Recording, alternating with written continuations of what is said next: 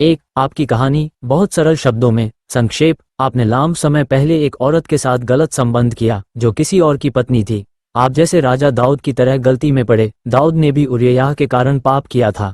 इसके बाद परमेश्वर ने आपको चेतावनी दी। सुबह एक अंदरूनी आवाज, कठोर उपस्थित अनुभव हुआ जो पाप के लिए तख्तापलट जैसी चेतावनी थी। आपने कई बार दुख उठाया। उस औरत के बच्चों में से कई दुनिया में नहीं टिक पाए, वे मरे गए।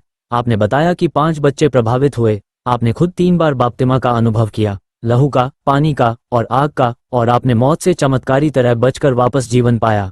अंत में आप समझे कि परमेश्वर इसका विरोध कर रहे थे। आपने पश्चाताप किया और वह औरत छोड़ दी। आपने परमेश्वर की इच्छा मानी और लौटे। यीशु के नाम में आमीन।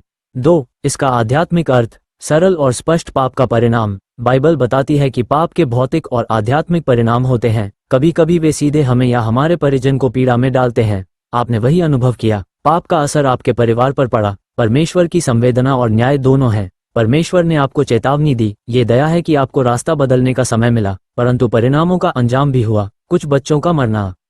ये हमें दिखाता है कि प्रभु दया करते हैं पर सत्य का भी पालन करते हैं। पुनरुत्थान और उद्धार। आपने कहा कि परमेश्वर ने आपको मौत से उठाया। ये बड़े चमत्कार का संकेत है। इसका अर्थ है कि परमेश्वर ने आपको नया जीवन दिया और आपको फिर से संभालने का अवसर दिया। पश्चाताप और समर्पण आवश्यक है। जैसे दाविद ने पश्चाताप किया, वैसे ही आपने भी समझकर उसे छोड़ा। यही परमेश्वर की इच्छा है। परमेश्वर उन लोगों को माफ करता है जो सच्चे मन से लौटते हैं। परिणामों की जिम्मेदारी। भले ही परमेश्वर क्षमा कर दे, कुछ चीजों के नतीजे मिटते नहीं, पर आप उन्हें स्वीकार करके उन्हें दया और सेवा में बदल सकते हैं। 3 आप अब क्या कर सकते हैं? व्यवहारिक कदम। सरल। 1 ईमानदार पश्चाताप। अपने मन से, मुख से और जीवन से पाप छोड़ें। 2 पुनर्प्राप्ति, पुनर्स्थापना। जहां संभव हो, क्षतिग्रस्त रिश्तों को सुधारें। जिन्हें आप चोट पहुंची, उनके लिए प्रार्थना और संभव हो तो सहायता दें। 3 सेवा और आज्ञाकारिता। चर्च में वेदी सेवा, भक्ति में लगें। यह आपके आत्मिक पुनर्निर्माण को मजबूत करेगा। 4 धैर्य और स्वीकार्यता। परिणामों को स्वीकार करें। परमेश्वर के साथ चलते हुए शांति प्राप्त करें। 5 लंबे समय की तवज्जो। रोज प्रार्थना, वाचा और शब्दों, कर्मों में पवित्रता बनाएं। 4 छोटा पश्चाताप प्रार्थना। आप ऑडियो में पढ़ सकते हैं। हिंदी। सरल। हे पिता परमेश्वर, मैं तेरे सामने आती हूँ। मैंने पाप किया और तेरी इच्छा के विरुद्ध चला। आज मैं सच्चे मन से पश्चाताप करती हूँ। प्रभु यीशु, तेरा लहू मुझे शुद्ध कर, मेरी गलतियों को माफ कर और मुझे पवित्र जीवन जीने की शक्ति दे। मैं अब तेरी राह पर चलूंगी। जहाँ मैंने चोट पहुंचाई, वहां से शांति और मरम्मत आने दे। धन्यवाद कि तूने मुझे मौत से बचाया। अब मैं तुझको अपना जीवन समर्पित करती हूँ। यीशु के नाम पर आमीन। मराठी। हे पिता परमेश्वर, मी तुझ्या समोर उभी आहे। मी चूक केली, आता मनापासून पश्चाताप करते। प्रभू येशू, तुझे रक्त मला पवित्र कर, माझी चूक माफ कर आणि मला पवित्र आयुष्य जगण्याची शक्ती दे।